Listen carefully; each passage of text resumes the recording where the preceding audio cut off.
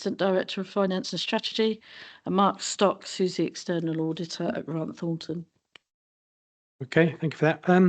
Also forgot to mention we've got two of our internal audit team here today, so thank you for attending and being observers, and also our Chief Executive is in attendance and observing, so welcome as well. Thank you for that. I just look to members now, see on agenda item 2 if there's any declarations of interest on items on the agenda that are relevant today. If there are any points anybody would like to add that's not already declared? No. In which case I'll move on to the agenda item 3, which are the minutes for the meeting of the 24th of February 2025. There were a couple of points that I'd like to note on there, some minor amendments. If we look on point 8, and if we go to the third bullet down, in relation to the backstop remaining for the future for the 24-25 accounts, it should say it was 25th of February 2026, not 25. So if we could amend that, please. And then at the end of that, it would take the council some time to get unqualified accounts rather than qualified accounts. We're okay getting qualified ones at the moment, but hopefully we'll be moving next year to a better situation. And if we flip over to the next page, apologies to Councillor Jelly, we've given you a different name there, so we'll just change that to Ian. Thank you very much. So I just look to members to see if there's any other points, and subject to those 3 amendments I've made there. There's no other points. Councillor Marks? You're proposing it. Thank you. Somebody second it. Councillor Anzo, thank you. All those in favour? Thank you. That is unanimous. So I'll move on to agenda item 4, which is the monitoring officer's report. I'm very pleased that we're now in the position that we're receiving this monitoring officer's report just before the end of the council. So I'll hand over to Camilla and ask her to present the report. Thank you. Thank you, Chair. Good afternoon, members. I'm pleased to bring you this monitoring officer report. Just to highlight that this report is limited to the functions that sit within audit and governance. There will be a separate report that would be produced for democracy and standards. And as you'll have already read within the papers, the intention is to bring an annual report to full council detailing the activities of the monitoring officer. Members, I'll trust, have already had the opportunity to read this report in detail, but I'd just like to take you through some of the activities. You will see there at paragraph 4.3 are a summary of the functions of the monitoring officer and the legislative framework that puts that in place. Moving on to the Council's Constitution at paragraph 4.4, I trust that you're all very familiar with our Constitution. This is very much a living and breathing document, and it's important that this is regularly maintained and updated. You'll see there at paragraph 4.4.7 that there is a planned review, a fundamental review of the Constitution.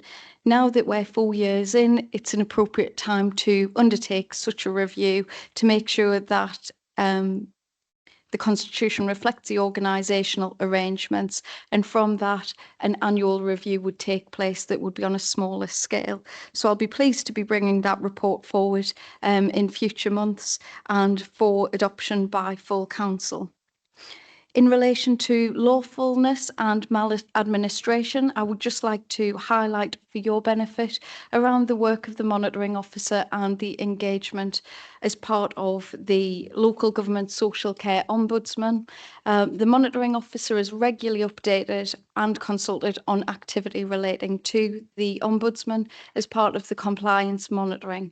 That does also extend to the statutory officers group, which consists of the head of paid service, the section 5151 officer and the monitoring officer. as part of those checks and balances to make sure that compliance is in place. Members will note that there were an increase in the investigations from at 101 compared to 64 in previous years. The outcomes of these Ombudsman investigations have previously been reported to scrutiny committees, but I did think it was helpful to cite this committee on that activity and show the trends and where it has been upheld. You'll see that the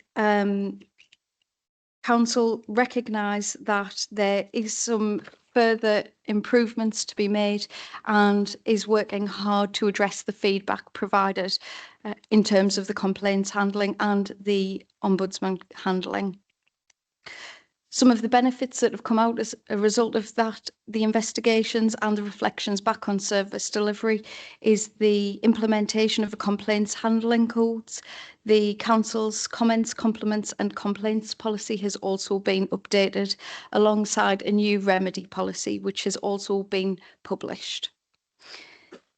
Moving ahead, we have set out within the report the ethical framework and the work of the Standards and Democracy Committee. I thought it would be helpful to highlight that activity, just to note that that simply is taking place, recognising that we don't want to move the activity of the Audit and Governance Committee and blur those lines, but there is certainly some synergy. The activity of the Democracy and Standards work in relation to the ethical framework has been linked back to the appointment of co-opted members of the committee, 6 monthly reports on code of conduct complaints and further development in that area, the review of the boundaries, the review of polling places, as well as changes that have been made to the Constitution during the course of the year. The committee has also been available to, but not required to, grant or dispensations or carry out any formal standards hearings. Moving on to paragraph 4.8 is in relation to disclosable pecuniary interests and non-pecuniary interests. I trust that all members are familiar with this, and what I would just want to highlight in this area in particular is that town and parish councils, the clerk has the power to consider and grant dispensations, which should have appeared further up in the report. Sometimes there is some confusion around the role of the monitoring officer and the role of the clerk. So whilst that paragraph does exist at 4.8.4, that should have actually appeared at 4.7.4 earlier in the report. The report itself touches on the code of conduct in relation to employees, as well as the support for councillors, the executive, scrutiny and committee meetings. It details the peer review that took place last year, and the findings were reported back to full council in December, as well as the meetings that took place.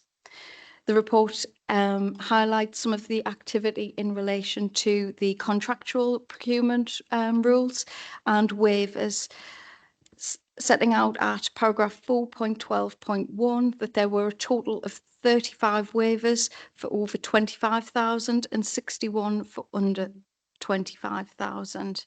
It highlights where further information can be found in relation to the contract procedure rules and that there will be further updates available in this area.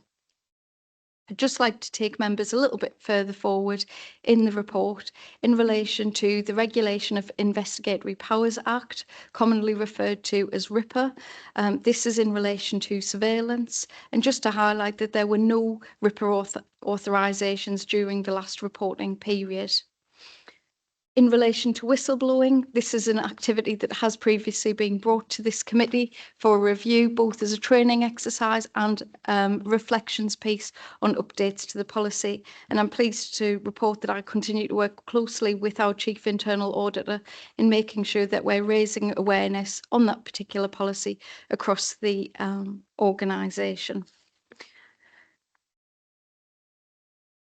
I would just like to finish off by highlighting the recommendations for this particular report that are set out in paragraphs 3.1, and that it's recommended that the Audit and Governance Committee note this report and provide any feedback on areas of future work planning for the committee to be delivered by the Monitoring Officer in relation to governance. Chair, that's a high-level summary of the report itself, and I'll be pleased to take any questions that members may have. Okay, thank you for that report, Camilla. Just look to members, see if they've got any questions. Michael, thank you. Hi, thank you.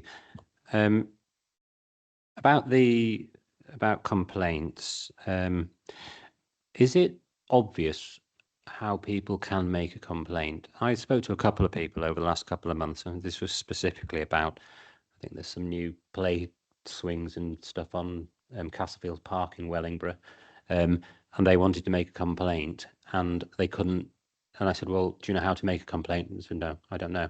And I said, well, they tried to find it on the website and couldn't find it. And in the end, they just gave up. So is it clear and obvious how to go about making complaints and where to find that?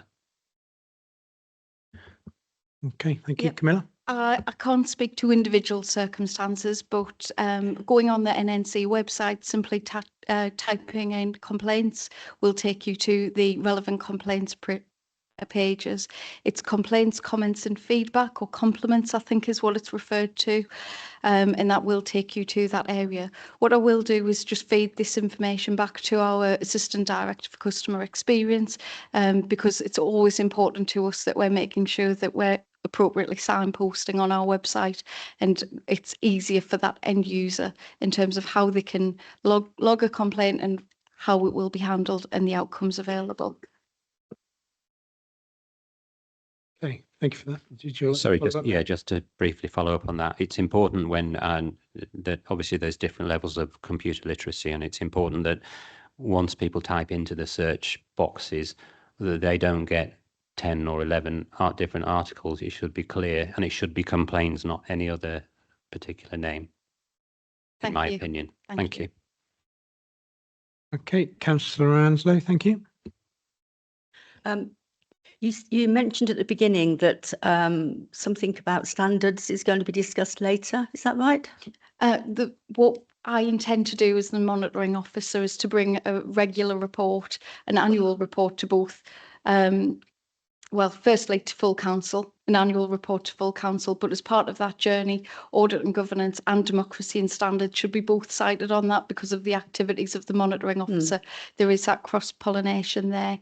The Democracy and Standards currently receive a 6-monthly report in relation to standards complaints, but I think that we can do more to improve that visibility and make sure that that transparency is there for members and to the public for reassurance piece. I totally agree, because, you know, having been somebody who has put in a complaint, to do about code of conduct, not had any feedback. So I'm just wondering whether that is something that is, should I expect one? Yes, absolutely. And in particular, I'd be more than happy to discuss that with you outside of this meeting, Okay. or any confidential reasons. But in terms of the process, we are looking at ways that we can automate it a little more in terms of how we receive it. So we do have an online form. Is that always being used? Is it then always being captured in the way that it is? Also, are we making sure that a response is being issued where it's outside of the complaints process, and it may be getting funneled elsewhere in the organisation? So not speaking to anything particular that you may have raised, but we do tend to find that the Monitoring Officer Code of Conduct form is very regularly used to raise concerns about councillors outside of our area. So those ones would be rejected. Councillors who are no longer councillors, or complaints relating to maybe staffing, which again are outside of that. I'd be more than happy to have a conversation with you, Councillor Anslow, because this is an area of work that I want to make sure that we have transparency and confidence in the system. And that applies to, you are the monitoring officer for town councils as well, aren't you, and parish parishes. So my role is Yeah. that I'm the monitoring officer for North Northamptonshire Council, but my role as monitoring officer also extends to considering code of conduct complaints that are both for NNC level, but also town and parish Yeah. councils where they're within scope. Yes. Thank you. Thank you for that question. Councillor Lee? Thank you. In relation to the member training programme, we are being asked each year to complete areas where we feel we could do with more training, but it's not really made clear that this is only used to develop a general training programme. I think we could improve in signposting members to LGA training courses because well, we do get general emails, but we get approached by lots and lots of commercial companies offering very expensive training as well. And sometimes it's difficult to see the wood for the trees. So it'd be useful to be signposted to the areas where we would like, where we'd indicated that we'd like more training. Thank you.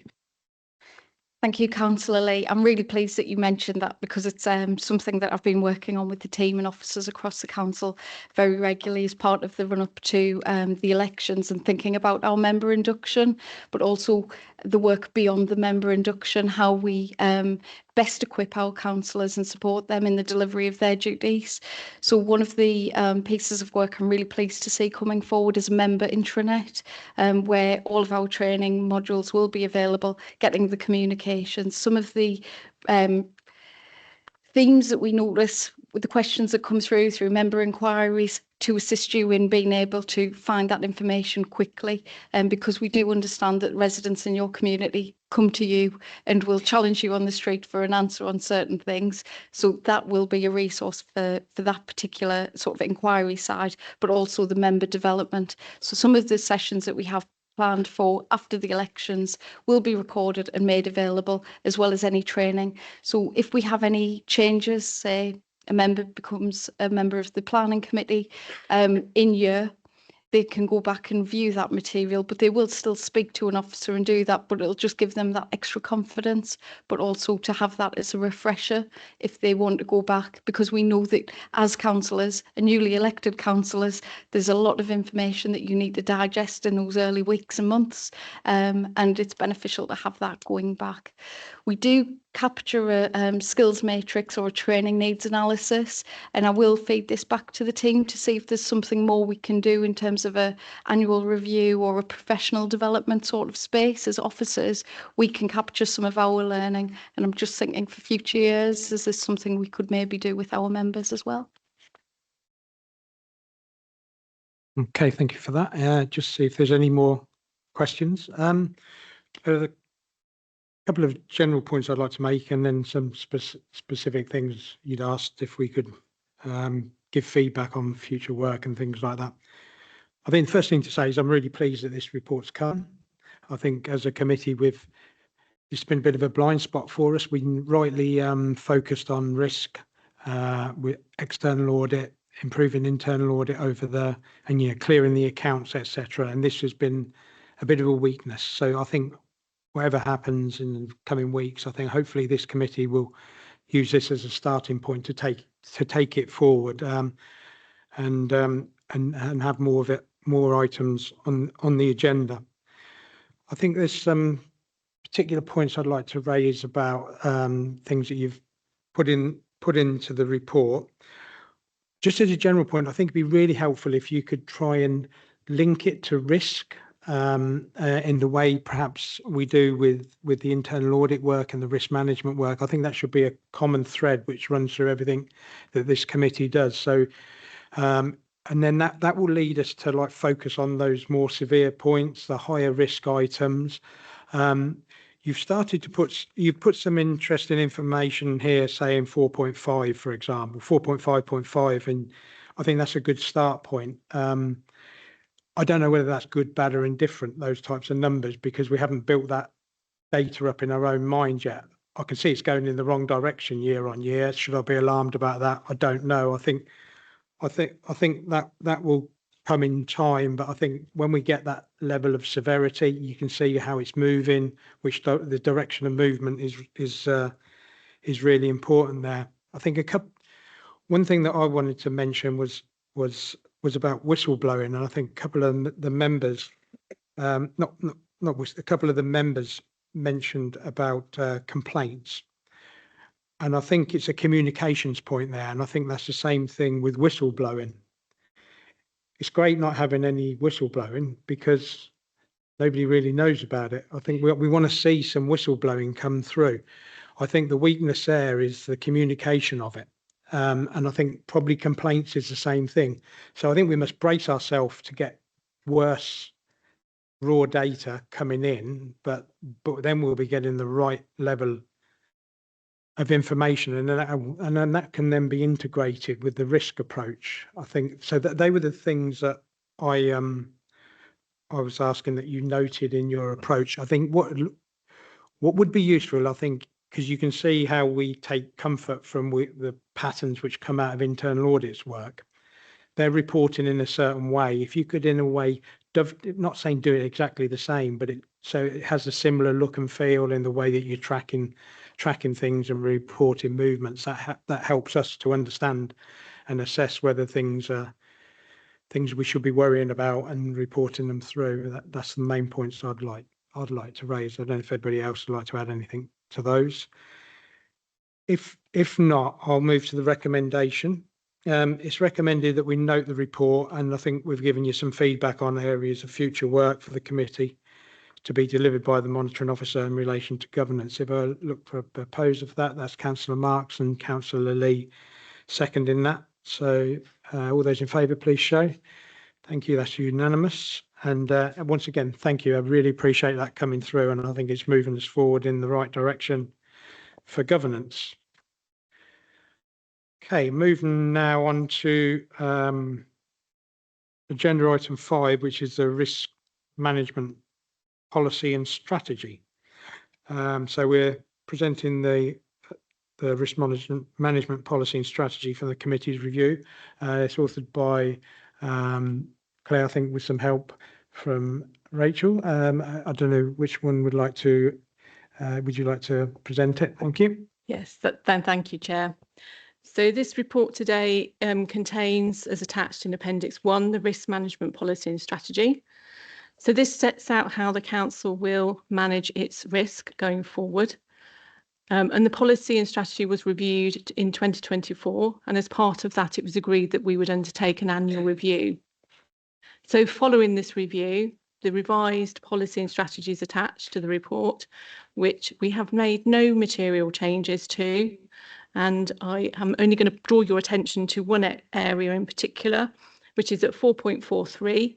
We have amended this to include the words at least annually, again, in trying to strive and ensure that we can promote and the Audit and Governance Committee, that we would like to obviously take the risk strategy and the risk papers to executive on a more regular basis. So this gives this committee that opportunity to be able to do that. So it meets its minimum requirements that it sets out to do, but also has the opportunity to be able to do that more and just to be able to escalate and bolster audit committee's presence in that space. But I'm happy to take any questions on this policy. If not, I'll go to recommendations as set out in section 3. Okay, you can see if there's any questions now. Okay, nothing further to add there. So, yeah, I think that's a very good point about taking it at least annually. Members of this committee did the self-evaluation, and one thing which was very helpful there was that we were doing some good work. Was done both for the committee, and the committee did some good work, but we didn't perhaps take it forward, I think, and raise the profile with executive and elsewhere within the organisation. So I think that ability to take that forward more often than annually gives that flexibility is really, really helpful there. I think we mentioned about some of the progress which has been made. I think we've made some good progress on risk, and you can see the senior leadership teams are taking risk much more seriously now. I think it needs more push. It needs better software. When you see more risk mature organisations, you can see it in the way they present their reports, and it's all risk focused, and you get good software which delivers this. And I know Claire and Rachel have spoken to me about they're looking at various systems to help with this. So I don't know if either of the officers would like to add anything there, but I think that would really help because it stops the senior leadership team. It becomes a bit of a burden doing risk reports, but if you make it easier for them, and then they're just thinking about the risk rather than just filling out the risk reports. I don't know if either of you two would like to add anything there. Thank you, Chair. Yes, just to add, we are looking at some possible systems to automate the risk management process and make it that more live process as well, and also emphasise the accountability of the risk owners as well. So hopefully we'll be able to look at something to roll out in the next 12 months that will help to formalise that process. I'm happy to add into that as well, Chair. So again, from my perspective, it's really trying to increase the profile within the organisation and making sure that this is an easy, accessible, understandable and also reportable tool that we can have in the organisation that makes it a lot easier for us to report that to this committee as well. So we have a risk register that actually is more relevant and not struggling to capture those within spreadsheets and things like that. So thank you. Yeah, I think that'd be really helpful for the organisation to take it on its risk journey a bit further. If there are no further comments from the committee, it's recommended that we approve the update to the risk management policy and strategy. If I look for Councillor Jelly and seconder Councillor Marks, all those in favour? Thank you. That's unanimous. Going quite quickly here, aren't we? So moving on to agenda item 6, which is the internal audit plan for 25-26 and the charter and mandate. So I'll hand over now to Rachel to present this paper. Thank you. Thank you, Chair. So this is the internal audit plan for 2025-26. So I did have a session with this committee in February, which was really useful, just to run through some of those key areas likely to make it onto the audit plan. Following that, we've had further work to prioritise some of those areas and look at the most value that we can devise from the internal audit resource for the year ahead. So the draft plan is brought to you today as the first appendix to this paper. So I don't intend to go through this in detail, as we had that separate workshop to go through the reason for the inclusion of some of those key areas, but I'm more than happy to expand on that further if members have any questions at all. These have been assessed against each of the council's corporate objectives and also risk mapped against the risk register to have that closer coordination that we've just been talking about as well. So that's brought to you today under the internal audit standards for your formal review and approval. And if signed off, that will form the basis for the internal audit work for the year ahead. So we will be reporting back on that as usual during the year. So also alongside that as a second appendix is the internal audit charter and mandate. So this is a document that comes to this committee every year for formal review and approval. What has changed this year is, as we've briefed you previously, the change in the internal audit standards from the public sector internal audit standards to the global internal audit standards, which came into force from April for local government. And on that basis, it's not a tweaked internal audit charter, it's a fully revised internal audit charter document this year to fully align and reflect those new global internal audit standards. So those key areas have all been pulled out within that document, and I'm happy to expand on any of those further as to what that means. But I think one of the key things to note is that it's an internal audit charter and mandate, because I think the standards have really emphasised the fact that the audit committee and the internal audit service need to have those rights of access and have a clear mandate to undertake the work they need to do to give the right level of governance. So there's a real focus on the element of the mandate within this document as well. So we've linked that with the council's constitution to clarify how we have the rights of access and the unfettered access to the chair, to this committee, and also to the head of paid service as required. And that's all documented within this report. I would also draw the committee's attention to pages 68 and 69 of the papers, where it does also draw out the role of the Audit and Governance Committee under those new standards. And this is what we had a separate briefing on previously, just to highlight some of those areas where the committee has some stronger responsibilities going forward. So I've captured those within this document as well, and that will obviously form the basis of how we operate and how we report to this committee going forward as well. So I wanted to bring these two together because this essentially sets out what we will be delivering from internal audit during 25-26 and how we will be doing it in the form of the charter and mandate as well. So both are being brought to you for formal review and approval today in line with the internal audit standards, but I'm happy to take questions on any of the content, Chair. Thank you. Okay, thank you, Rachel. Just look to the committee, see if there's any comments or observations, or queries. Did you have one, Councillor Lee? No? I was just going to say it looks very comprehensive and quite impressive. Yeah, I thought it was definitely satisfactory, if not more than that. Okay, thank you for those.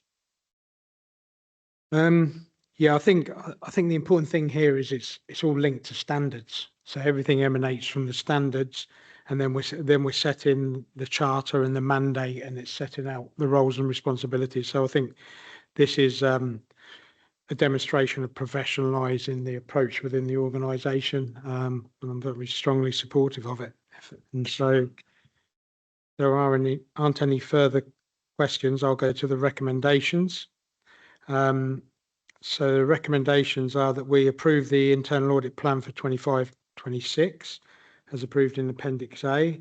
We approve the internal audit charter and mandate as provided in Appendix 2 and approve a delegation to the Executive Director of Finance, Section 151 officer, to agree amendments to the internal audit plan for 25-26 in year, as necessary in consultation with the Chair of the Audit and Governance Committee. So proposer for that, Councillor Marks, a seconder, please.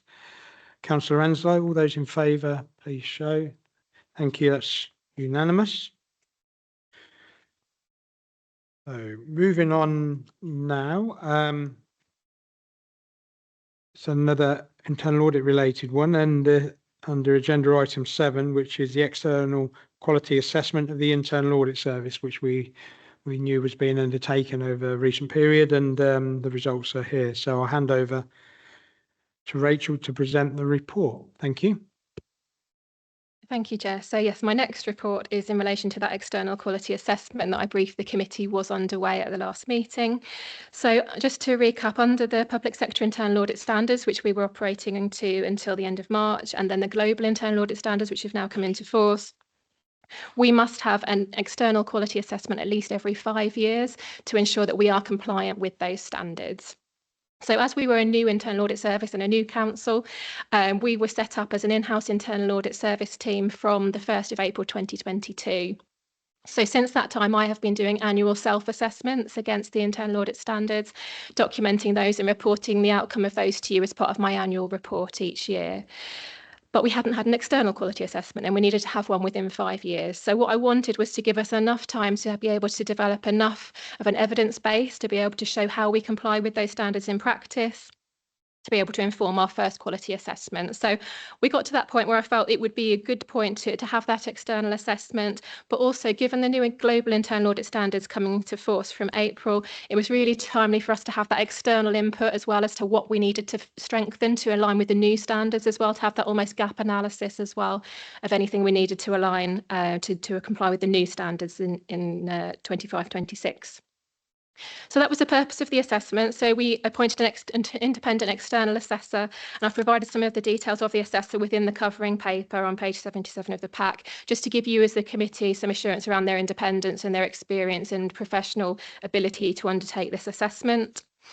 I've also then summarised just briefly some of the key sections of the assessment, but for full transparency as a committee, you have received a full copy of his report, which starts from page 81 of the papers in the first appendix to this paper. So I'm really pleased with the outcome of the assessment. It's very positive in terms of the outcomes and the opinions that have been given. I know that it may not sound an overwhelming opinion, but the opinion on page 83 that the North Northamptonshire Council Internal Audit Service is delivering to a standard that generally conforms with the public sector internal audit standards may not sound overwhelming, but that is the best outcome we can get. So just to put that into context. So within the report, he has also drawn out some of the key areas of good practice that were noted, which is really pleasing to see. It's quite a lengthy list. And also helpfully identified some areas where we can further develop and ensure we align with the new global internal audit standards going forward. So within the report, they summarise some of the activity, but essentially they selected a random sample of our audit files. So I didn't know which audits they would select. Selected a random sample across both North Northamptonshire and also the other councils that we work with. And they were all from the financial year 24-25. So this will help inform my assurance opinion for that year. And they reviewed the detail of all of those files. They also contacted a range of stakeholders at each of the councils to get feedback on their opinion and their satisfaction with the Internal Audit Service, and also reviewed all of the evidence bundle that I had collated already through the self-assessments in terms of how we feel we comply with those standards. So the outcomes are all set out in here, and I won't go into too much detail in relation to those. But I just want to also mention that there is some benchmarking within the document, which I think helps put some context to the findings as well, on pages 104 and 105, where they have assessed us against, in page 105, against other local government internal audit services that have been assessed. And we've actually achieved higher than the others in all areas. And in page 104, we're assessed not just against local government, but other sectors as well, including private sector and housing. And again, we've achieved the highest score in 2 of the 3 areas, with only 1 area in terms of resources where housing performed higher. There's also some notes from the feedback that was given, which again, it was a really good positive outcome, a good level of response from people who'd been contacted, which in itself is positive. And some nice feedback in terms of the value of the Internal Audit Service. So as a team, we now want to use this to now drive forward and make sure that we continue to develop a really good value-adding Internal Audit Service, that we fully align with the new global Internal Audit standards. So on that vein, I have taken each of the points that was made by the assessor and popped them into an action plan. So I've done 2 appendices for you with this report, one starting from page 113 of the pack, which relates to the action plan within the original report, with my response and the date of when we expect to complete any action arising. And also from page 119, there is another action plan which was around complying with the new global internal audit standards, where we need some enhancement. So again, I've given you my response and the time frame for any changes. A number of these were implemented with immediate effect in terms of wording that we added to the audit report template. So those were nice quick wins, but it's really helpful to have that insight and things that we can take forward as a team. So I'm happy to take any questions, Chair, but hopefully this is a source of assurance for the committee, and it will be reflected in my annual report for 24-25. Thank you. Okay, thank you for that. Councillor Marks, then come on to Michael. Thank you. Thank you, Mr. Chairman. Just an observation, really. It's just such a shame that people don't know the quality of the internal audit. They really don't, and they're being misled. But I can't say any more. They're not being misled by internal audit, which is very good. Thank you. Thank you, Michael. Thank you. Yeah, Rachel, in the past, we've spoken about staffing levels, and it's somewhere in the report. I had a look, I couldn't actually find it again, but you do mention that there are vacancies still out. With the increased and increasing risk focus on risk, how are we with the staffing, and how confident are you that we've got enough staff to deal with the extra workload? Thank you. Okay, thank you. Yes, so it's a good point, and it almost goes back to the previous paper as well around the audit plan and how we allocate the resourcing. So we do continue to have vacancies, particularly at a principal auditor level, but the focus within the team in the recent year or 2 years has very much been around trying to grow our own within the service. So we have a number of members of the team who are actively studying for their professional qualifications and then looking to progress within the team. So we don't want to fill all of our qualified posts and then block any opportunities for progression. Likewise, we obviously need to make sure we've got those roles in place and we have the resource we need to deliver as well. So we're just trying to balance those 2 elements off at the moment. I've been really pleased with the appointments that we've been making over the last 2 years, which have been a huge support to the audit delivery. We may need to go out to recruit to some further posts, as mentioned in the previous report, just to plug that gap. But I'm happy that we've got a good growing team and that's supporting delivery positively. Thank you. Okay, thank you for that. That's an excellent point. Thank you, Michael. Just look to see if there's any further questions. Councillor Jelly. Yeah, thank you, Chair. When they talk about benchmarking and they say it's across all sectors, do they tell us who they benchmark us against? Yes, through you, Chair. Thank you. Yes. So these are all of the organisations that this body has assessed. So they have been conducted, I think it's in the covering paper. So they've assessed 56 local government organisations, 4 central government departments, 1 education, 11 private sector and 2 housing authorities. So it's based on that overview, I believe, is my understanding is that's the group that they've assessed against, yes. Okay, thank you for that. Just looking if there's any more points. Yeah, just my comments are it's an excellent result, especially from like that starting point with the new in-house team. What I would ask is that don't be satisfied with this. I think you should use it as a launch point to take it forward and to continue to improve it, and that may mean addressing more staff or things like that. Because I think you've taken it a long way, I think, and this is an independent and objective view from an external body that's looked at lots of others and given a really good result. But I think it can carry on going further. So I'm very, very pleased with what you've delivered here, but I think there's ability to continue to improve it over time. It's just an observation I'd make. But well done, thank you. If there's no further points, I'll go to the recommendation. It's recommended that we note the outcome of the external quality assessment of the internal audit service. If I could, Councillor Jelly proposed that and Councillor Mark seconded it. All those in favour, please show. Thank you. That's unanimous. Moving on to the next agenda item. As we know, we're getting quite close to the end of this council. 1st of May is the election. So we did feel that it'd be really helpful if you remember, if we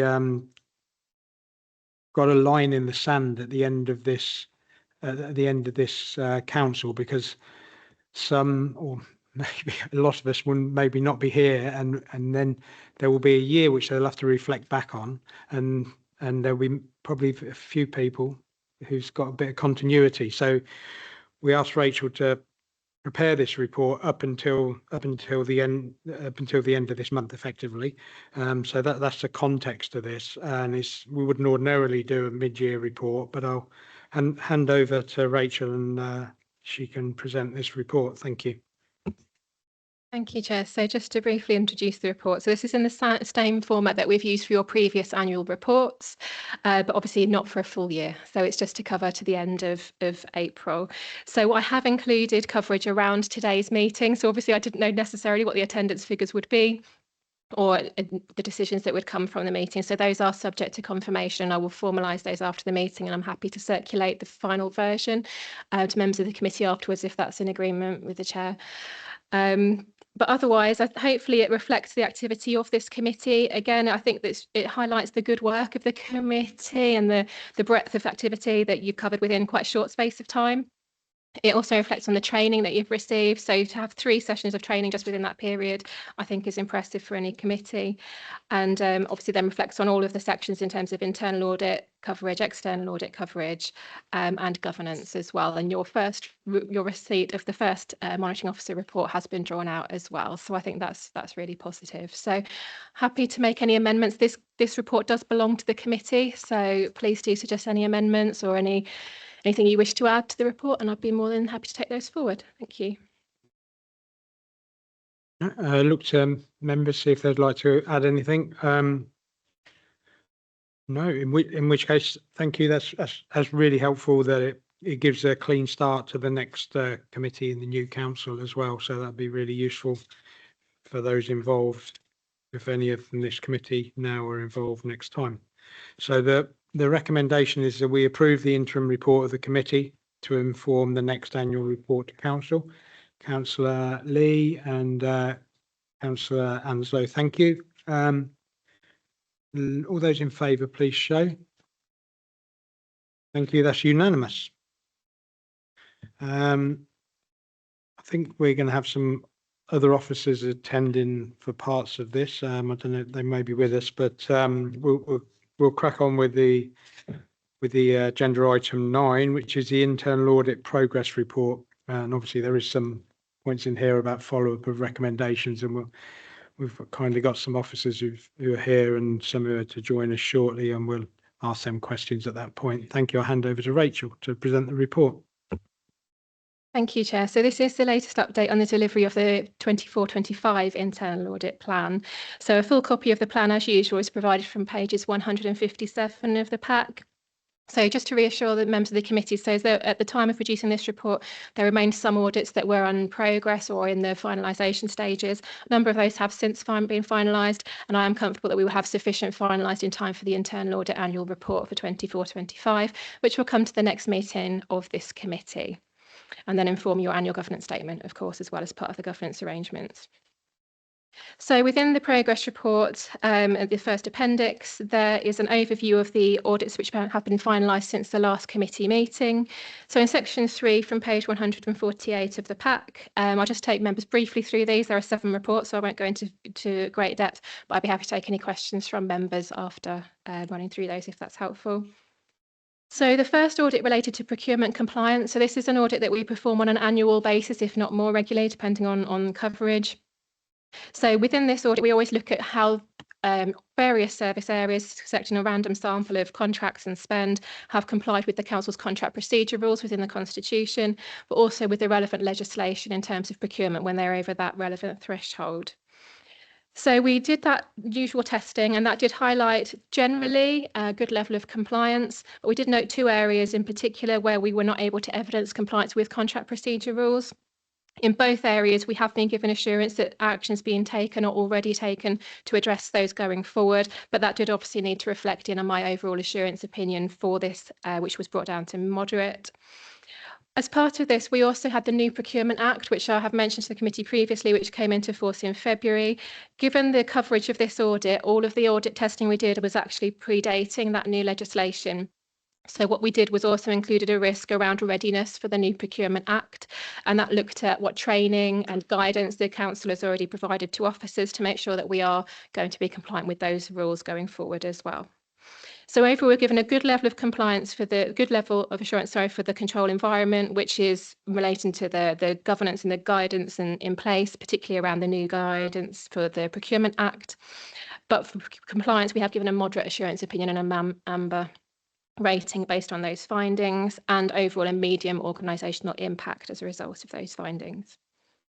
So the next was in relation to temporary accommodation. So this was looking at our compliance with our own temporary accommodation placement procedures for people who are identifying as homeless, but also making sure we're complying with our statutory duties as a council, and also looking at how we're achieving value for money from our placements as well. This is an area where a lot of councils have struggled with escalating temporary accommodation costs, particularly when they're using nightly paid accommodation.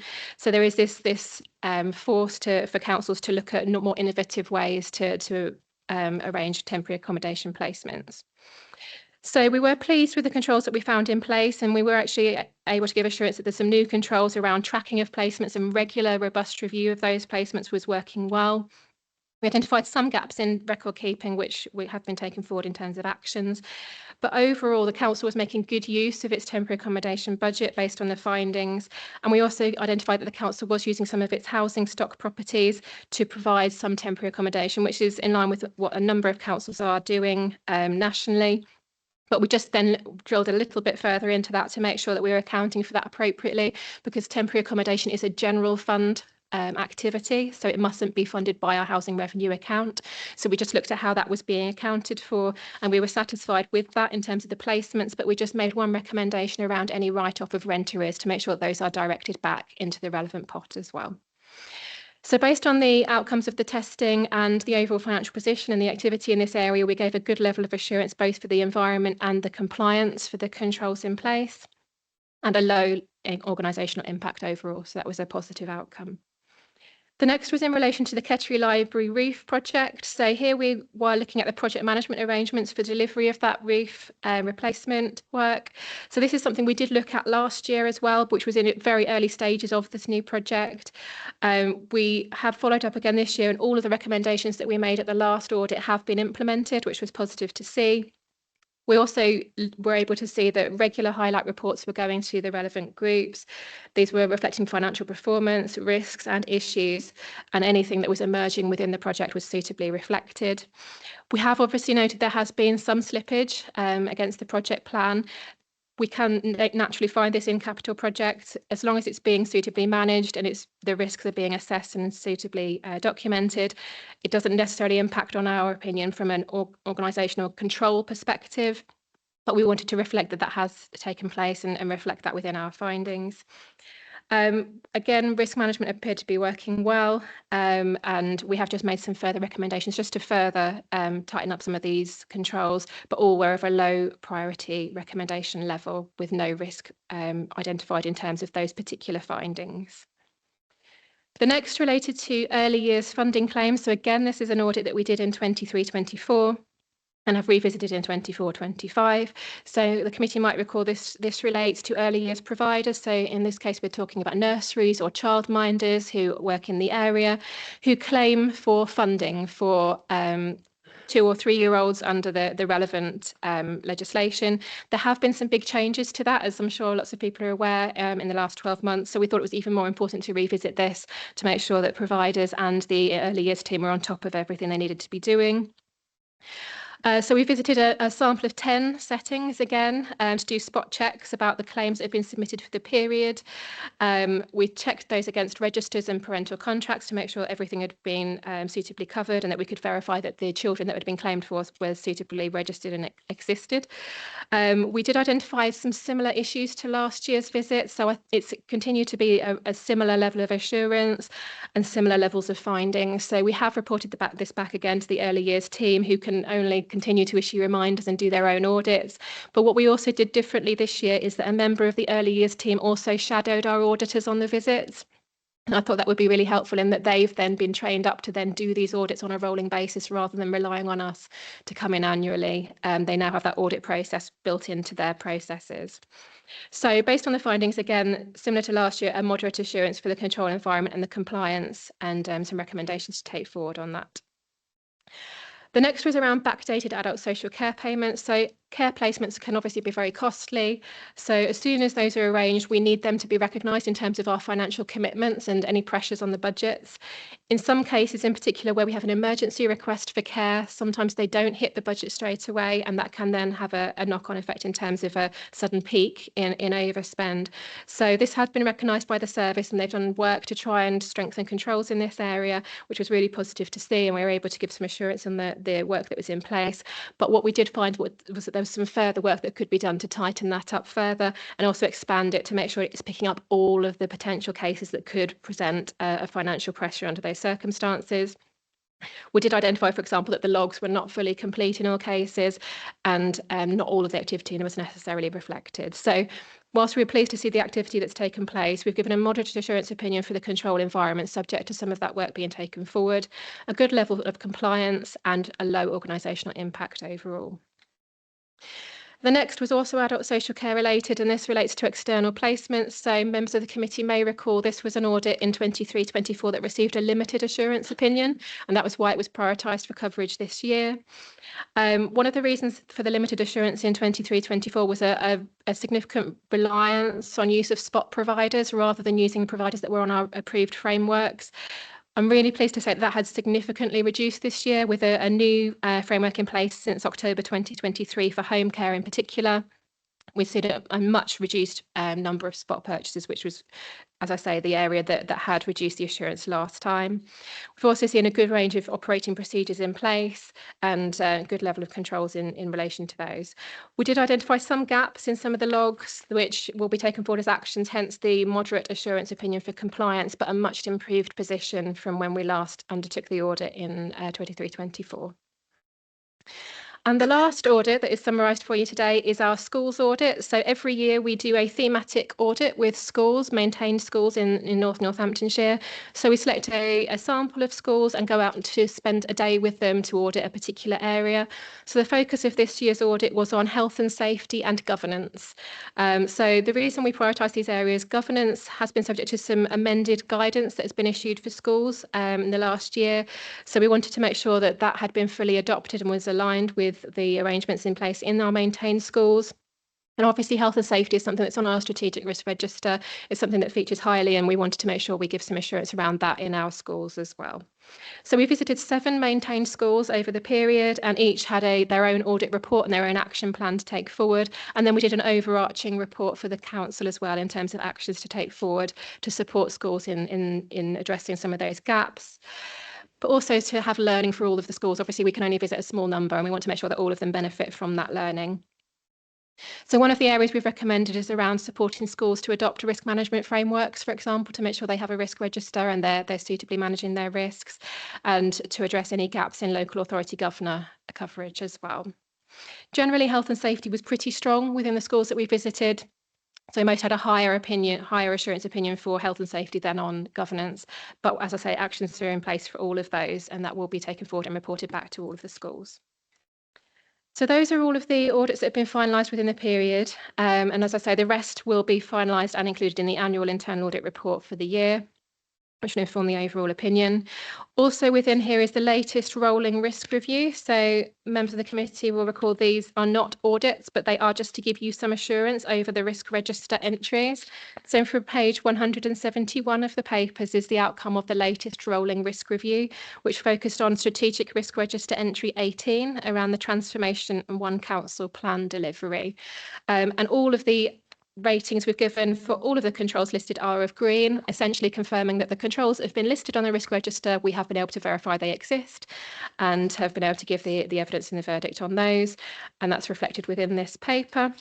So there were no recommendations coming out of that review to bring to the committee's attention. And hopefully that gives some assurance on the risk register going forward. We also have an update on the implementation of actions arising from audit. So the committee obviously highlighted the high level of overdue audit actions at the last meeting, and that has been taken back and discussed at a CLT and CLN sessions to make sure that there has been a focus on compliance and making sure we take these actions forward in a timely manner. So I'm really pleased to say that we have had a much improved position in terms of overdue actions, with 58 actions implemented during the last period, which is much higher than we've seen in previous periods. And 6 of those were of high priority. We currently still have 77 actions overdue, but that has reduced from the 100 we had in the previous update.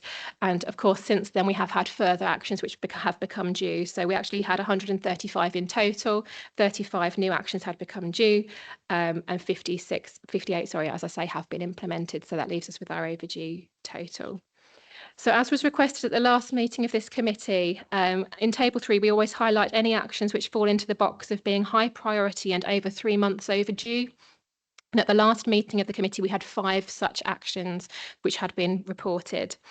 And it was agreed by the committee that we would take that away and ask that management attend for any that remained at the time of this meeting. And there are 2 such actions which remain out of those 5. One relates to the governance of the Children's Trust, and the other on the highways maintenance contract. So those are on page 170. So as requested, the Director for Children's Services has attended today, and I believe we may have someone attending from Place and Economy, but if they're able to make it. I don't know if you wanted me to hand over at that point, Chair, or whether you wanted to cover that under any questions. Yeah, I think we'll speak about the main part of the your report, and then we'll come on to Teresa's section and see where we are with the children's services, and hopefully the other 2 officers will be with us on that by that point. So if we could just initially focus on any of the audits that have been reported in this period, and there's any questions or observations on that. Councillor Anslow, thank you. Yes, it's to do with the early years funding claims. Is that just from maintained nurseries, or is that from all nurseries? Yes, through you, Chair. Yes, it's all nurseries. Yeah, so any nursery or childminder who has children who are funded through this FEEE funding, they submit a claim on a believe a monthly basis to the council to say how many children they've had attending during that period. We obviously have to take that on good faith, but obviously these audits give us some assurance around the checks that are in place to ensure they are verified. So is there any come back to, obviously you monitor that, yeah? So would you then go back if there was a nursery that continued to not have accurate records?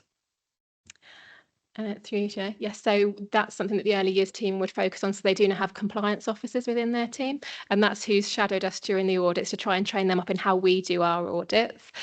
So we would expect that anything, a recurring issue, would obviously involve some further visits to the establishment. Any of the issues that we identified, we have been assured have been rectified, so the claims have been corrected and backdated of any of the areas we identified, but obviously that's on a sample basis, so we'd expect the team to take that forward on a wider scale as well. A follow-up question. You talked about audits of maintained schools. Who audits non-maintained? Are they just, you know, Through you, Chair. Yes, so it's an interesting question, and obviously if it's an academy trust, they should have their own provision for internal audit. So we actually deliver internal audit services for one academy, which is in Rutland, actually as a part of a separate contract. So they need to buy their internal audit in from somewhere and they buy it in from us. Some academy trusts will be on a scale that they can have their own internal audit team. And I know that a member of my team used to work for an academy trust as their head of internal audit. So they were large enough to have their own internal audit service. So it's for them to have their own assurance arrangements in place. So we don't have a right of access to conduct audits at a non-maintained school. just a comment really then that, you know, the children are still our children in a way, aren't they, if we're corporate parents and so on. So it'd be good to, I don't know how you do it, but I'm glad to see that it's actually happening elsewhere, obviously, but it's out of our control basically, isn't it? Okay, Michael, thank you. Thank you. I'm always a little bit concerned about when people are purchasing things without having all the documentation. I think we had in previous meetings the corporate credit cards and that kind of stuff. The procurement compliance. I mean, it's not only a financial risk, but it's not a good look either. I mean, the optics are not great if that comes out. So what I was going to ask was, I know you put a 90, I think it was 90,000 was the start for the looking at the particular contracts. Do we have a materiality there? So if you've got one contract, I think out of 29 that wasn't properly recorded, if that's sort of more than the rest of them put together, that's more of an issue. Do you look at that from a materiality side? So just to clarify, so in terms of this audit, we do two types of testing. So the bit where we talk about the £90,000, this is based on expenditure that had been incurred with a single provider that went over £90,000 within that period. And for that, we were checking whether or not there was a contract in place on the council's contract register. So we weren't necessarily looking at procurement activity because it could have included a number of different procurements, but we wanted to see whether there was a contract in place, and if so, was it on the contracts register. The other testing that we did was around 29 areas of spend of different thresholds and different service areas of where they had procured an item or a service and what route they'd gone through. So how many quotes did they obtain, or did they go out to tender if it was above the relevant threshold? So there again, it's different levels. So some would be smaller value, some would be much higher value and outweigh all of the others. So we do take that into consideration. Obviously, when we get to those higher thresholds as well, it's not just a case of not complying with the council's contract procedure rules. We're actually looking at legislative requirements as well. So that would be a greater risk for us than something of £1,000, for example, that wasn't going through the right process. So that's how we apply a risk approach to it, I suppose, if that helps. Okay, thank you for that. Councillor Lee. Thank you, Chair. I wanted to talk about your report on the Kettering Library roof project management, because when I asked for that to be audited in 2023, well, we are now 2 years further, and it's still going to be next May or June when the art gallery can actually open, because the art gallery, Kettering Art Gallery, the Alfred East Gallery, is under the same roof as the library, and it's been closed for many years now. I think the fact that there has been so much slippage, surely it must play a role in the report, in the marking on the report.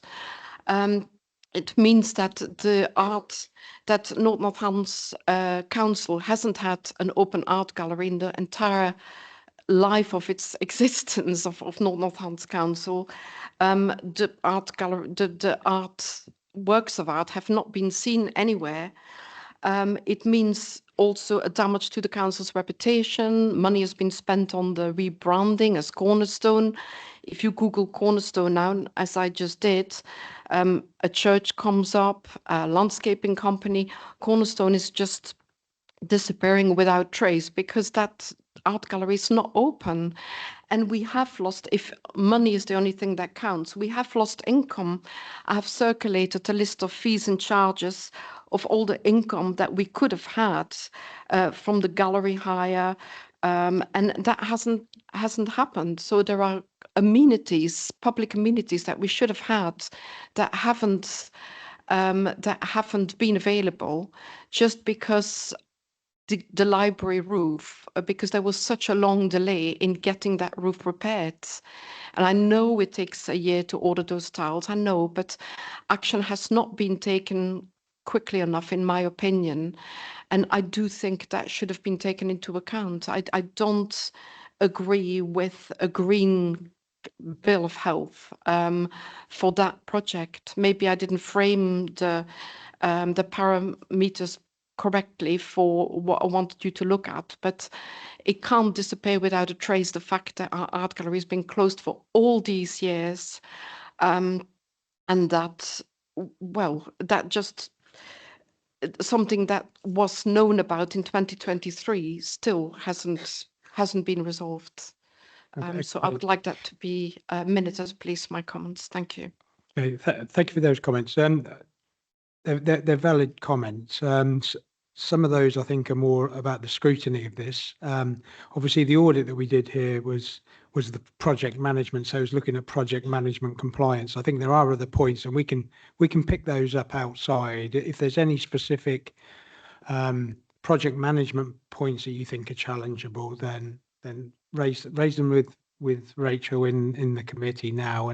But the other points we'll pick up outside and perhaps deal with them as a scrutiny aspect, because it's not really a control and an audit review point, because the audit was specifically for project management. I understand your concerns though. But if I may very quickly before my colleagues come in, sorry, and I realize I've already spoken for a while about this, but we are looking, audits do sometimes look at the timely project management. There's one scheduled for the timely project management of an IT project. So sometimes audits do look at that, and surely it can't be, there is a reference in the report to slippage, some slippage, but just a few months, whereas really it's been years. The slippage has been years. Okay, I'll ask Rachel to comment on those project management aspects then, and hopefully that'll address your concerns. Other ones we might have to take outside the committee. Thanks. Thank you, Chair. So I think in terms of the audit that we can do, all we can work with is the project that is in place now. So I know there have been former iterations of the project, and the Cornerstone project and so on has taken some time.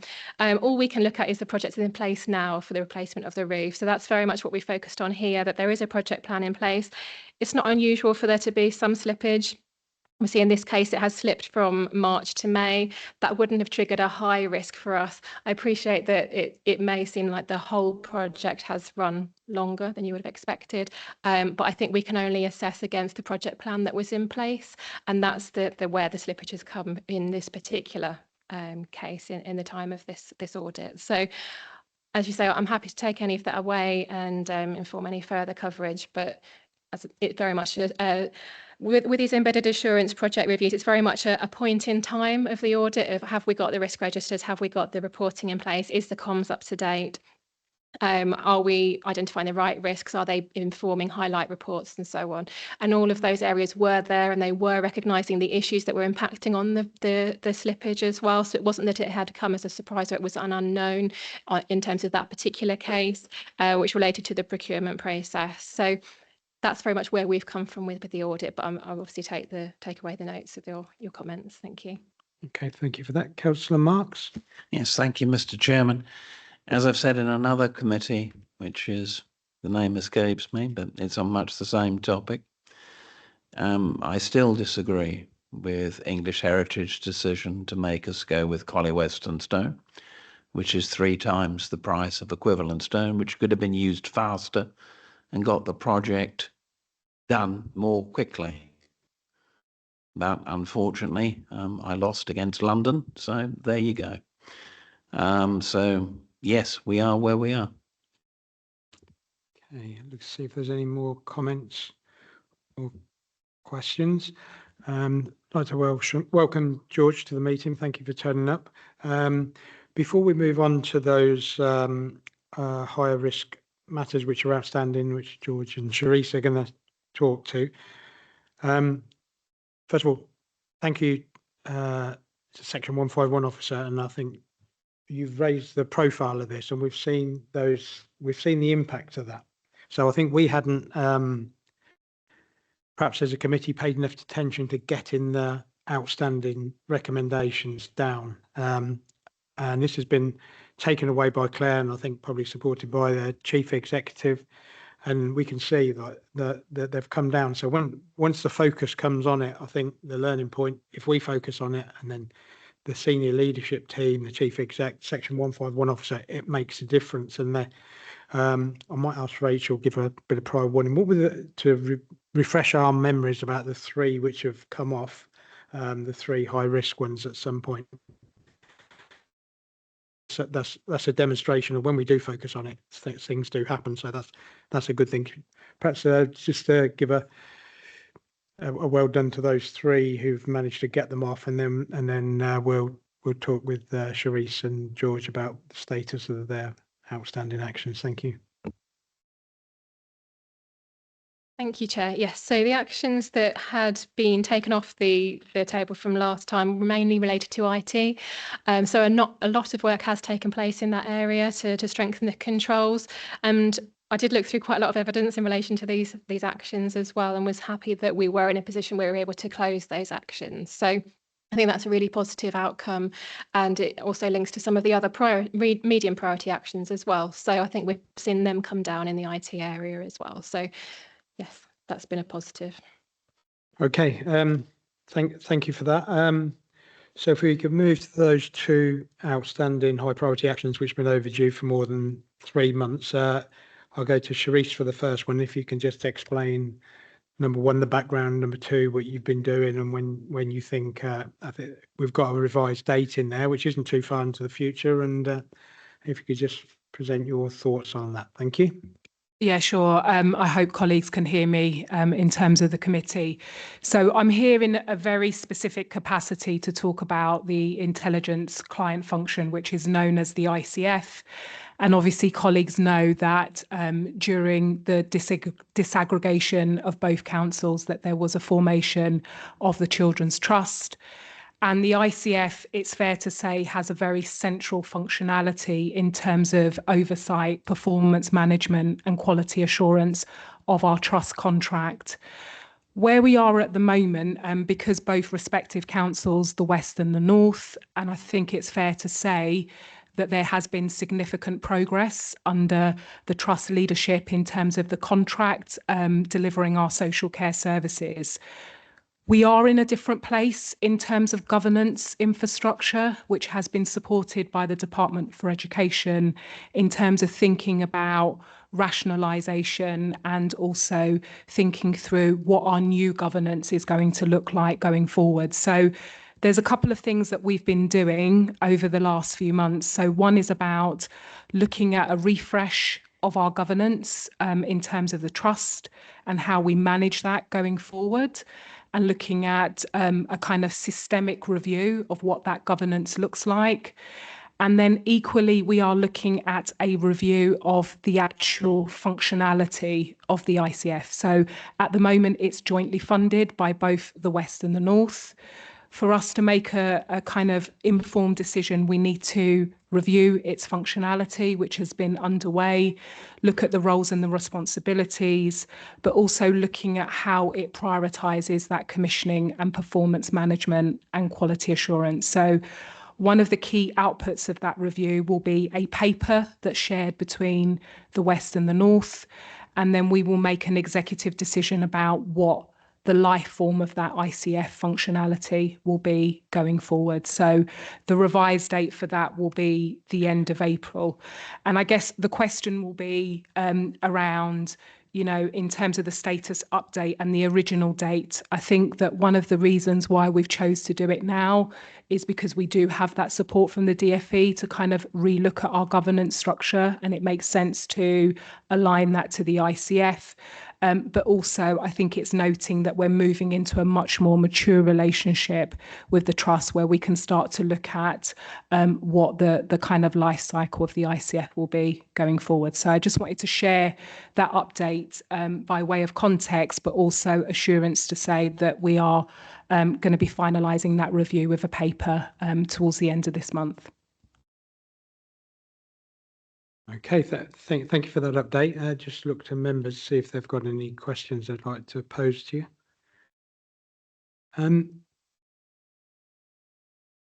So do you believe that the points that were raised in the original audit will be fully addressed by the end of the month? Because I think one of the observations we had way back then, and the concerns that we had over, because I think there's some inherent risks with the relationship with the trust. We can't get the sources of assurance that we need because there's the barriers which are there. We can't get into the detail of it. We've got no right of access like we have you know, all the areas which are within our bailiwick. We can't get in there, and we're reliant on the work of others, and that's given us some concern. So we had significant concerns over the internal audit programs in there. I think there's been some mild improvements, but I don't think they're significant enough to assuage all my fears. How do you feel about that? Because I think you're presented with a very difficult situation that you're accountable for something, but you're not in full control of it. And that's what gives me concern from an audit and governance perspective. And if I was in your position, I'd have a similar concern. Do you have any observations on that point? I can only express observations in terms of my own tenure here, because I can't really, you know, reflect on what came before me. I think there's two fundamental points that I want to make, though, in reference to the points that you've articulated. First, I would say that the relationship between the trust is significantly different in terms of, you know, oversight, in terms of that performance, the quality. We are aware of the critical areas that we need to drill down on. And I think partly that is referenced through our governance refresh. So the reconfiguration will give both councils a much more deep dive insight into some of those critical issues and risk issues as well.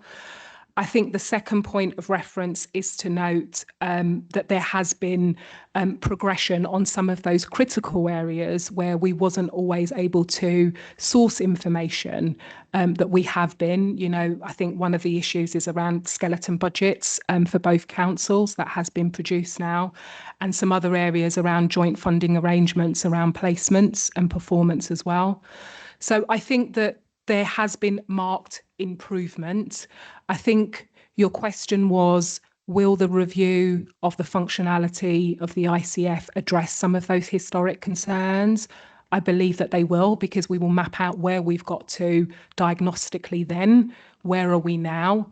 What's gone well? Where are some of those areas development, and where are some of those mitigating risk action plans need to be? So I think it's a timely review in terms of where we are and in terms of the direction of travel. So I think that once that paper is formulated, it's shared with the West and the North, then we can make decisions about what we prioritise in terms of our actions going forward.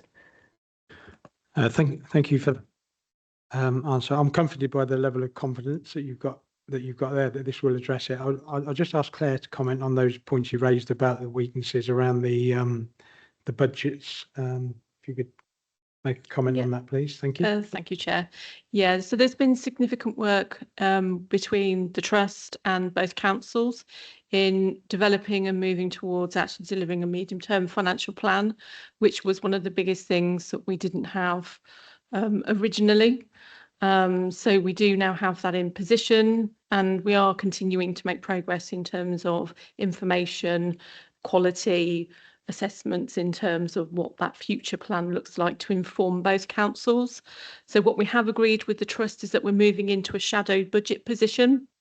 So what that means for 25-26 is we'll start to see the split of the Trust as if it was the North and as if it was the West, based on the cohort of children at that time. So it will be a very fluid movement. And again, as Sharice has pointed out, we'll be able to understand our data and to be able to react to that data and to be more proactive in some of the actions and plans that we may want to undertake conjointly with the Trust. So I think, you know, we have struggled in that space, but I'm really pleased with the work that we are starting to undertake with both teams, collectively and collaborative across both partners with the West and the Trust. So it's moving into a very positive space, I think, from where we were. Okay, thank you for that. That adds some further assurance to the points raised. Councillor Marks, did you have a question? Yes, I mean, thank you, Mr. Chairman. I mean, I agree that progress has been made. I mean, for example, we're no longer indirectly, and I fully admit it's indirectly buying properties which end up in the ownership of private providers rather than ourselves. We are actually providing money to buy properties for the children, which we then own the properties. And I think that's an important point of principle. But I still think, and I think the chairman has alluded to this point, that if I may use the term, it is bad practice to have financial responsibility for a body that we don't actually fully control. And that, I admit, it's completely outside of our hands. It was set up many years ago. But I just want to make the point that I think, as a matter of principle, although, as I've just stated, there has been progress, we're no longer doing something which I used to denounce regularly. I still think, as a matter of principle, in spite of the progress that's been made, it's still not good in principle that we have financial responsibility for something that we don't control. That, for example, we can't say, well, there's a few too many layers of management or whatever it might be. But that's just my own view. Thank you. Okay, thank you. I don't know if you'd like to comment on that. If not, I'll look and see if there's any further comments. No, thank you for attending and giving us those explanations. And like I said, it's comforting, and that's confirmed by what Claire said. So it's a good thing that we're going to see that one go off one day before the end of the council. So it's nice to see it drop off with a day to spare. So the other high priority action that's overdue and is in relation to highways maintenance contract, and I'll ask George to present the position on that, and obviously we're looking at it in a similar way. Thank you. Yeah, thank you, Chair, and good afternoon, everyone. I suppose I wanted to start off by, articulating why this has taken so long, following on from the internal audit review that has been undertaken. And that's essentially based on the schedule of works and agreed prices that were there. Not all of those schedule of works, not all 100% necessarily reflected some of the tasks that were then raised by us as the Highways Authority. And so there was disagreement sometimes in terms of the baseline data that was being used, or indeed we were querying some of the costs that were being charged in terms of staffing. So there was quite a lot of toing and froing between Kier Highways and ourselves to try and establish some key principles and additionality to that. In terms of the task orders for years 1 and 2, that total 288. We've now got 21 left to do. In terms of when will those 21 be completed, I had an update as recently as this morning. They will be completed by the end of this week. I'm bearing them, so end of day Thursday this week. In terms of what work has been going on, so some agreed principles have been established, particularly around staffing, and this was the final element that had to be agreed, and staffing costs. And so we've agreed principles around that. And in order to ensure that this doesn't happen again, because this isn't about just mitigating risk, it's about removing the risk in its totality. What we now have over and above those overarching principles is we now have a 3-year rolling plan of activity, which is put forward in the January of each year. And then all of those task orders will be agreed in a 10-week window set against those principles so that they're all finalised before the end of March, before those works then start in the new financial year of April. We're also, again, to add additional resilience into the work that we do on our side in terms of checking of figures, is we are recruiting an additional engineer within the contracts team alongside our quantity surveyor, again, to work through those task orders and costs when they come in. In terms of where we are at year 3, because obviously I'm conscious that just covers year 2, of the 217 task orders that were raised in year 3, only 8 of those 21 that I was referring to refer to year 3. And as I say, they'll all be signed off by the end of this week. So hopefully that provides a sufficient update, but happy to take any questions, Chair. Thank you. Thank you for that update. Just look for questions or comments or observations from the committee. Councillor Ansley.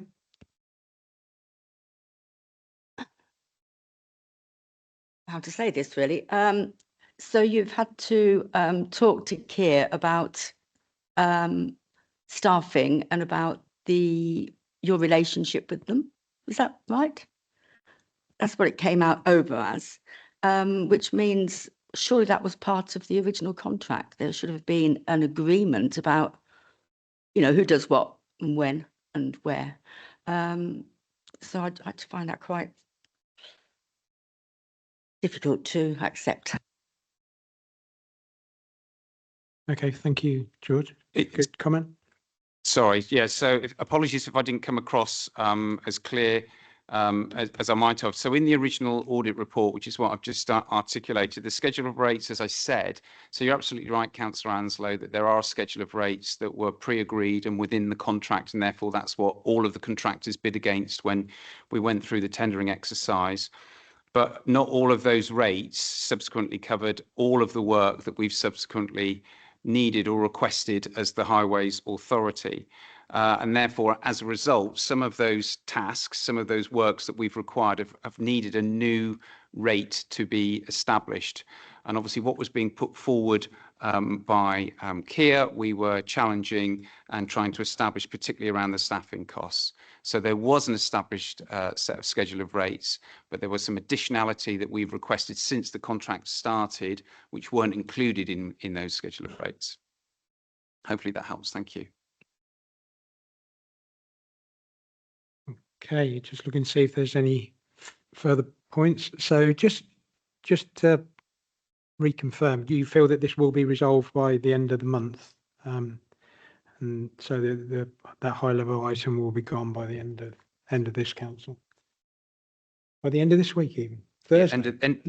Thursday. Okay. Well, thank you for coming and providing that assurance, and that's really helpful.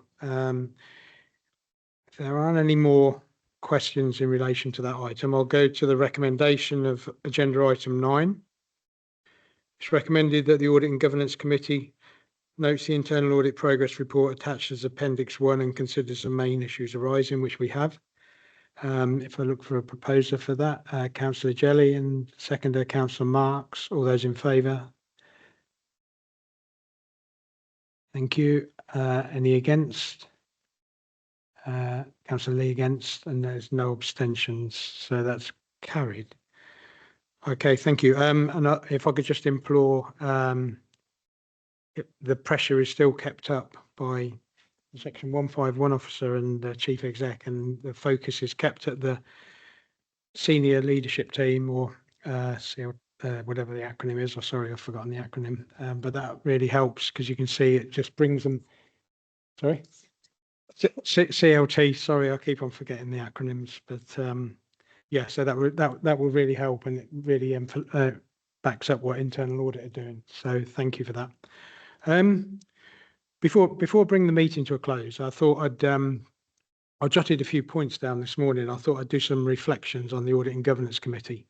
So we held the first one on 12th of July 2021 at Thrapston. There were 4 in attendance.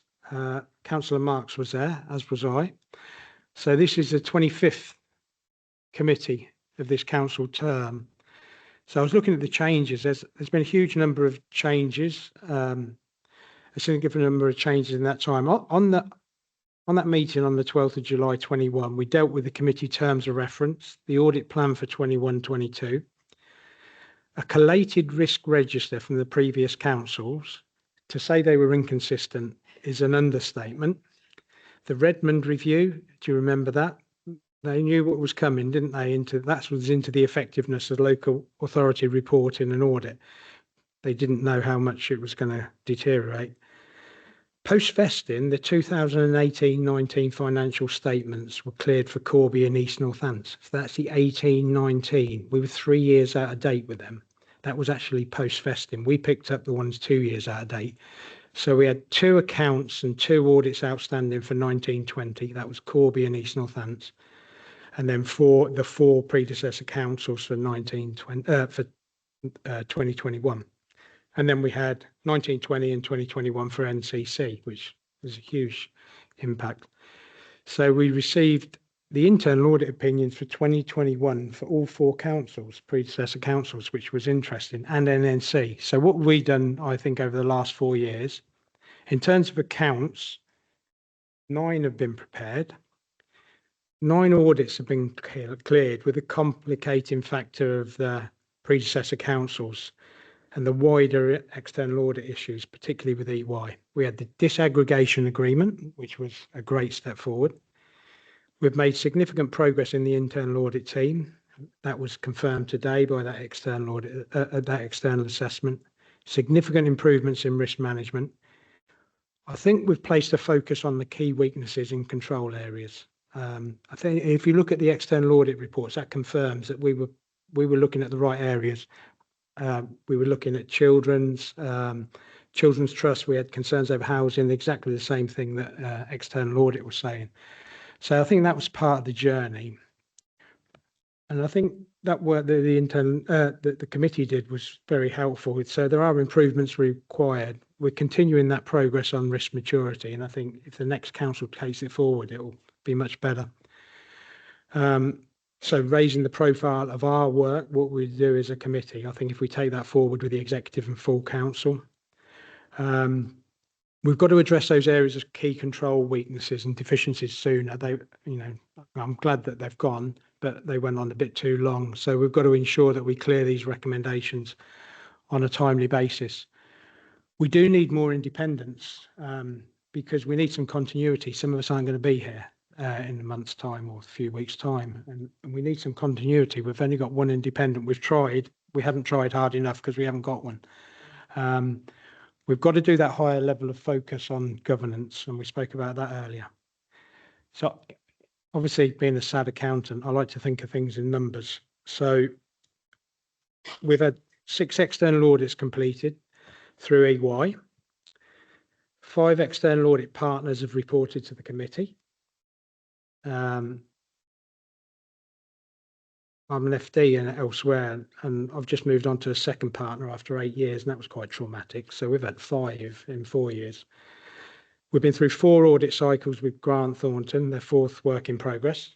We've had 3 monitoring officers, 2 Section 151 officers, and 1 head of internal audit. Sounds like partridge in a pear tree, this does, doesn't it? So I I'd like to give some thanks now to the advisors. It's been a very trying time for auditors. I'm pleased with the work of the council auditors, Grant Thornton. Some people might find them challenging, probably our Section 151 officer and their colleagues, but I think they've got an appropriate level of professional scepticism and professional challenge, which we rely on. So I think I'm quite pleased with them. In terms of committee members, I'd like to thank all of them, all of the members and the independent for their service. Everybody's contributed. It's been relatively harmonious, as it should be in audit and governance, and I think it's been non-political. So I don't think there's much politics in audit and governance. If you're no longer standing, I wish you all the best. If, like me, you're standing, subject to the electorate, we may be back in council and possibly we may be involved in audit and governance going forward. I can confidently say that the new committee will receive things in a very different state to what officers and the committee took over in 2021. It was a difficult time then for them particularly. So the officers, I'd really like to thank you for your hard work, dedication and support. All the improvements have been made by the officers. You know, we're just the committee, so you've done all the work. So I'd just like a big thank you to everybody and bring the meeting to a close and good afternoon. Thank you.